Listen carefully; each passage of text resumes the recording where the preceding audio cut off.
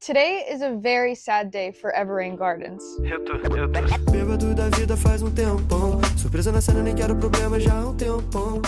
Hey guys, I have some unfortunate news. I am saying goodbye to this garden. So the reason that we will not be here in this garden anymore is because we are moving. But of course, that does not mean that this is the end of Everrain Gardens.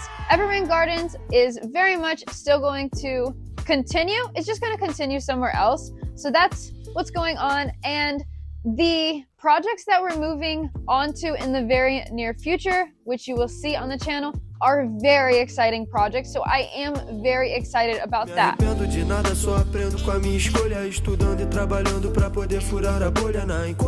This was my very first garden that I've had, that I've really truly worked in. This garden taught me a lot. Originally, when I moved here, I saw this garden as too small to accomplish what I wanted to do through gardening. But over time, through working in it and having a more positive attitude and just changing my mentality, I realized that there's actually so much that I could do in this garden, and there is so much that I did do in this garden. This garden is what put me on the path to learning more about the type of gardening that I wanted to do. So I'm very grateful for this garden. It has been an incredible learning process, and we've done so much. So it's bittersweet because we are moving on to new projects, but of course, bitter because it's sad to leave it, because it did bring so much joy into my life and did teach me a lot about what I wanted in this gardening world. And it's raining, so let's see how much we can talk about before the rain starts pouring down. But anyways, yeah, so today I am going to be starting to prepare the garden for the move. We do have to take a lot of plants with us and just kind of clean things up that need to be cleaned up. So that's what we're going to be doing today. All right, I'm starting up here on this balcony. I want to get all of the plants off this balcony first, because this is going to probably be the biggest pain in the butt, especially when it comes to the smaller plants, because I am going to have to take all of this downstairs, through the stairs, and then outside. So I want to do that first, especially I've got some big things up here like this Eureka lemon. So that's what we're going to do. I'm just going to kind of start from the right and just move to the left, just like that. This dill plant is pretty much completely dead. We've got some seeds we could harvest.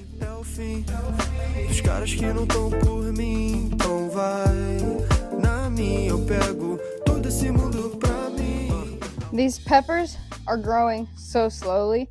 I don't know why. So we'll probably have peppers by fall if they keep going at this rate. Maybe even spring of next year. I don't know.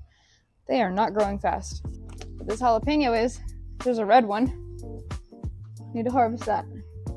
Honestly, all of the plants on this porch are doing so good. This pineapple is growing so much. Still no pineapple yet, but I actually think it has potential to produce a pineapple because it's growing very well.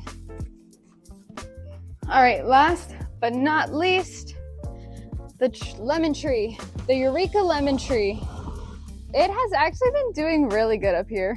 So hopefully I can find another place where it will be happy, hopefully even happier. And I'll hopefully actually get some lemons, because we still have not gotten any lemons. It did produce some blooms this year though, which is a pretty good sign. So hopefully next spring we'll actually get some lemons. Whoa, it's heavy. Concentre-te também, se você não tá se amando, como vai amar alguém? Se ensine o que é amor e depois como compartilha pra poder amar sua mãe e seu pai. Seu filho e filha, não escutar o que te falam, não cai nessa armadilha, tipo ignora essa letra se ela já não te aplica, mas cuidado. All right, everything, all the plants from upstairs are down here. That was our first step, and we're gonna start moving some of these plants out of here. And they're gonna go to their new home. You think I can fit the lemon tree in the car? How are we gonna get the lemon tree? I don't know how we're gonna get the lemon tree. We're gonna have to wait on that one. A tiny little frog. Oh my God, he's so cute. I'll bring him down there. Oh, don't jump. It's just a baby. Oh, so cute. He's right there. You see him?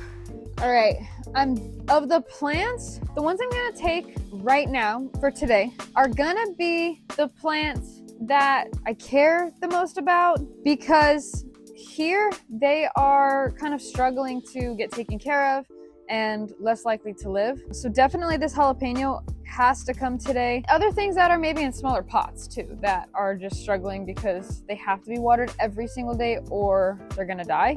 So first thing is gonna be the jalapeno and the peppers that are in there. And then I'm probably gonna get those that sunshine mimosa that's over there too, because those have been looking rough. A few days ago, they were almost completely dead, but they bounced back really fast, especially because it's been raining.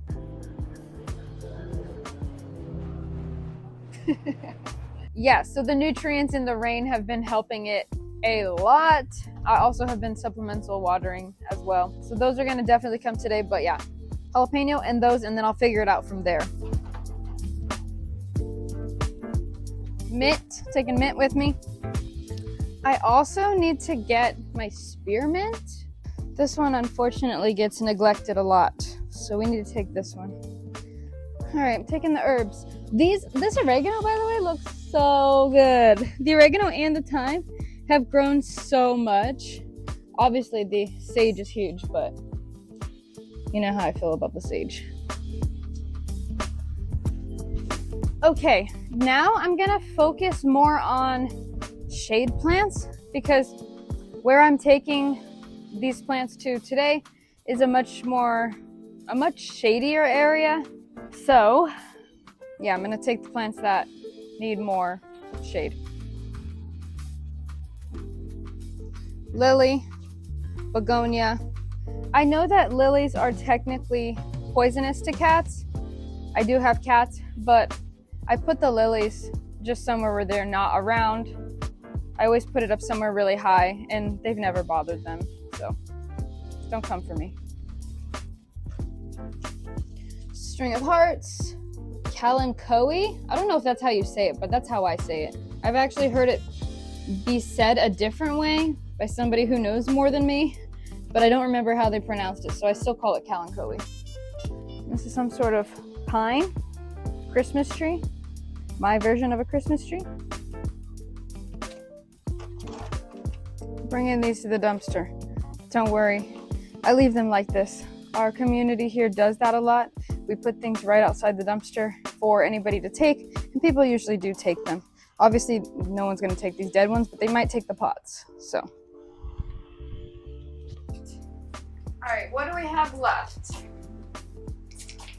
All right, what is this? Oh, this is my red bell pepper. Definitely taking the red bell pepper. My garlic chives, that's definitely gonna come with us. This carnation is actually still doing pretty good. I mean, you can see some pieces that don't look so good, but for the fact that I have been very much so neglecting it, it does look good. All right, let's go. Let's actually throw these are our red peppers too. We're gonna throw this on here. This does not look good, but I don't know what that is. Some sort of pepper, but I don't know what kind. I can't remember. All right, let's start with this. Let's take the pineapple. Might as well, right?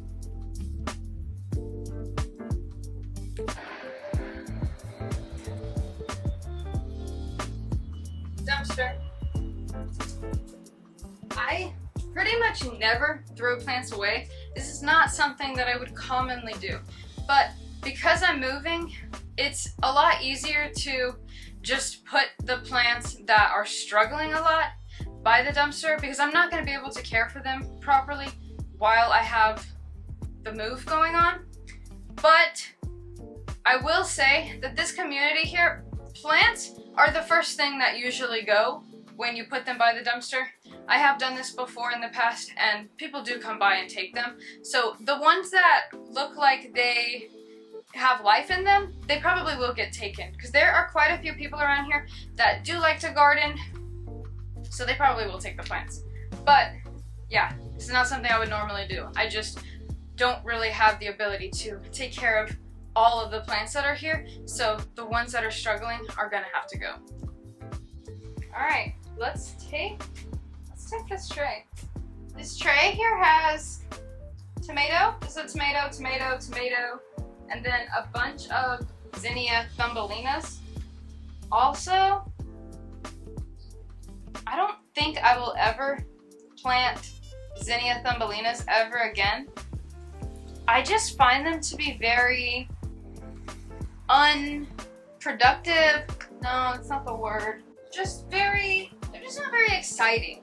They grow like this. They just grow a tiny little stem up and then they produce one flower. At least that's how it's been going for me. Maybe I'm doing something wrong, but I find them kind of boring, unfortunately.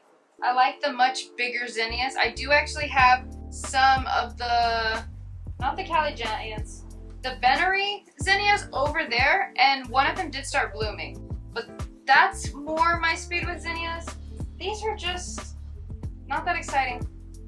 Hate to admit it, but it's true. Okay, so this is one plant that is struggling, but I'm still gonna take it anyways. This is my salvia. So that salvia right there looks amazing. It's doing perfectly because it has a lot more space to grow. But this one is very high maintenance right now because it's in this pot. So I am going to take off these dead leaves, and I'm gonna take this with me, and I'll be able to take better care of it when it's with me every day. Okay, and I'm taking the roselle, this gourd, and this loofah. The loofah doesn't look very good. That's okay, we're gonna take it anyways. Okay, I have a few more plants on this table that I'm gonna take. I'm obviously not worried about the broccoli because the broccoli is not gonna produce a head of broccoli. It's in the middle of summer. I don't even, has it bolted? Is this what broccoli looks like when it has bolted? Because usually when a plant has bolted, it flowers, and I thought broccoli did the same thing. But it's been like 90 degrees every day here in Florida in the summer, and I don't know, it doesn't look like it has bolted yet, but obviously it's not going to produce a broccoli at this time of year, so I'm not really worried about this one. I am going to just leave this here until the next time I come back and I'm able to do more. But I'm gonna take this carnation, I'm gonna take this pepper, I'm gonna leave this zinnia because that's a Zinnia Thumbelina. I don't care about it that much. I am gonna take this gorgeous succulent and my Venus flytrap, which is struggling. There is some new growth. There's actually a lot of that is brand new growth, so that's good. But yeah, I did almost kill this plant. This plant has to stay moist, and I neglected it, so.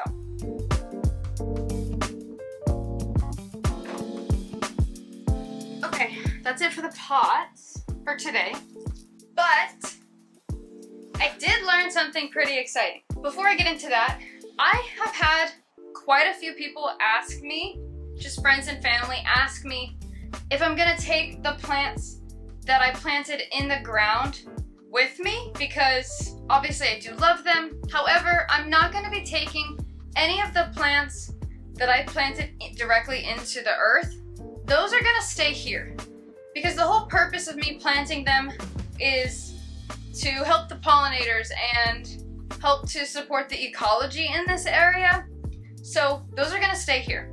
However, I will be taking pieces of plants. For example, I am going to take some cuttings of the firebush because I would love to have a firebush wherever I am, and I'm not just gonna remove that because that is such a good plant. It is a pollinator powerhouse. We want that to stay here. Hopefully the new owners of this house will keep these plants that I planted in here, but really, of all of them, I really hope that they keep the firebush. But the firebush isn't going to be away from me completely because I'm gonna take some cuttings. So we're gonna do that.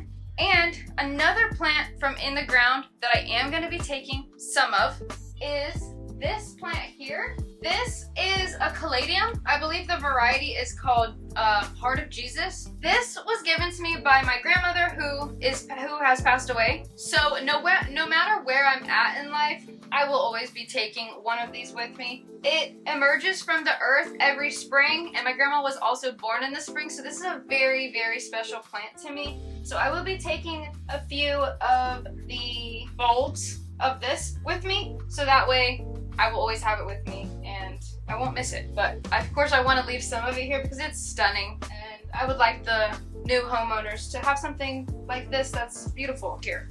If they want to remove it, that's up to them, but it's gorgeous, so I don't see why they would want to remove it. But yeah, so let's go ahead and take some cuttings of the firebush.